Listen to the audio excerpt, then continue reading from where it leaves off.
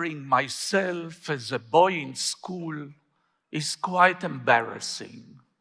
Thin, frail, silent, always last in line, desperately looking for something that will help me get noticed. I used to think, if only I can make people laugh, they'd like me. So I became a comedian, only to find out I was a sad clown. 10 years ago, I realized that the simplest way to make people happy was right in front of me. Breakfast, lunch, dinner, food. Great tasting food makes us all happy. But I'm a lousy cook. So I searched for the best way to express my passion to make people happy through food. I looked around the food system, and this is what I found out. By 2050, we'll need to feed 9.7 billion people. No way we can do that with the existing food system. We'll need 60% to increase the production. We'll need more ingredients, better ingredients from new sources. We'll need to find new ways to grow food and make it. To me, that sounded like we'll need a revolution in the food system. Now, over the last few years, I heard a lot about plant-based meat and cell-based meat, and plant-based chicken and dairy, and sugar substitutes and salt substitutes, and alternative proteins. But most of those new foods are rejected by consumers. And that's for the same reason you say no to certain foods. They just don't taste good enough. So, we'll need to innovate.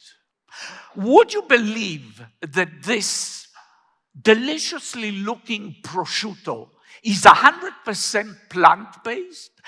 And the milk that is poured into the coffee behind me is made with no cow, just innovation, and mushrooms that are taught to breed protein, milk protein.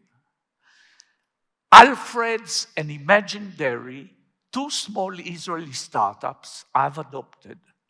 But my biggest passion and weakness is for sweet delights. And this brings me close, my mission, to India, where I learned that overconsumption of sugar has contributed considerably to the surge of obesity and diabetes, taking a terrible toll on people and the economy.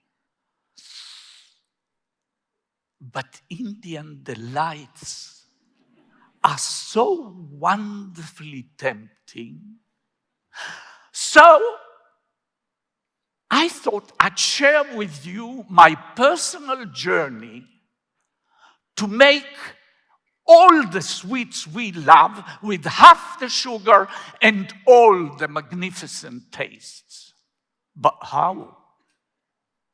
Sugar substitutes won't help because they all have aftertastes. And people insist they want their sugar. Which is why 10 years ago, I co-founded a startup dedicated to develop the best way to reduce sugar using sugar and innovation. Think of yourself taking a bite into a cake. You chew once, twice, 3 times, you swallow. Now, most of the sugar in the cake didn't reach your didn't dissolve into your saliva. It had no time. And if it didn't reach the sweet taste receptors. So most of the sugar in the cake didn't contribute anything to the sweet perception you had. Instead, it went directly where you don't want it. Now, if during the few seconds you chew, more sugar molecules would dissolve into your saliva, reach your sweet taste receptors, you wouldn't need so much sugar in the cake. You could use less and feel more sweetness. We found out that if we can change the diamond-like, tight structure of the sugar crystals into more loose ones, amorphous sugars, those will reach your sweet taste receptors much faster, and you will need less to get just as sweet. And the results are great.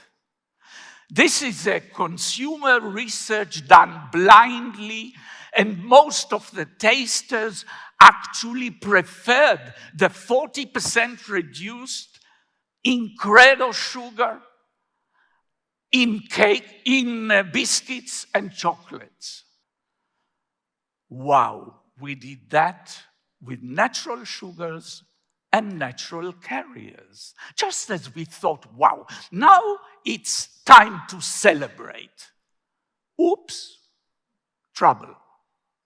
Without the full sugar, the cake won't rise and will look more like a pita bread.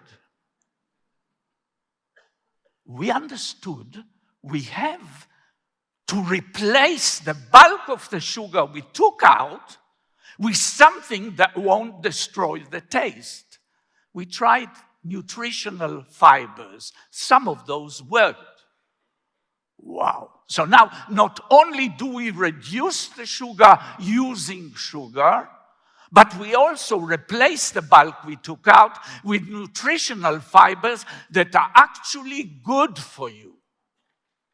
Time to celebrate? No. The food tech hype that 2 or 3 years ago was there and brought investors to pour billions of dollars into food tech startups is over. Most of the products that reach the market don't sell very good because they don't taste very good. Less sugar is perceived as less taste, less joy. So is our food revolution in danger of failure? Yes. Most revolutions in history failed because the people whose lives they were supposed to improve were forgotten, forsaken for power gains. The Russian Revolution. But we have no right to fail our food revolution. And the only way to avoid failure is if we put consumers' interest at the forefront of innovation. And people will talk to you about climate change and sustainability and animal welfare, but do they seriously expect us to compromise on the foods we love for ideals? We have no right to preach to consumers.